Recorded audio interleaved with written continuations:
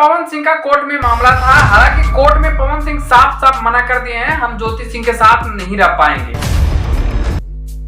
और शायद कि इसी को लेकर डेट आगे बढ़ा दिया गया है, अभी फैसला नहीं हुआ है।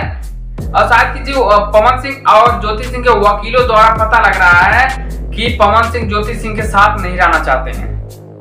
और इसी के लेकर ज्योति सिंह कुछ डिमांड की है पवन सिंह से, वो आप लोग जान लेते हैं।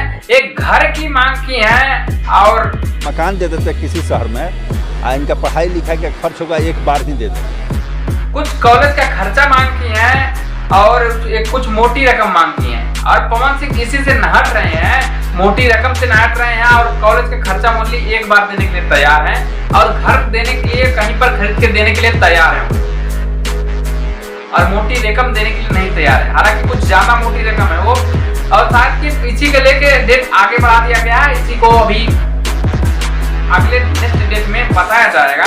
और शायद कि पवन सिंह अब ज्योति सिंह के साथ नहीं रहना चाहते हैं और शायद कि ऐसा होता है कि पहले ही बता देते अच्छा रहता। ज्योति सिंह का ये कहना है, कहीं ज्योति सिंह एक बात बोली थी, पवन सिंह की टीम पवन सिंह का घर नहीं बसने देंगी, लग रहा है वही बात सच हो गई।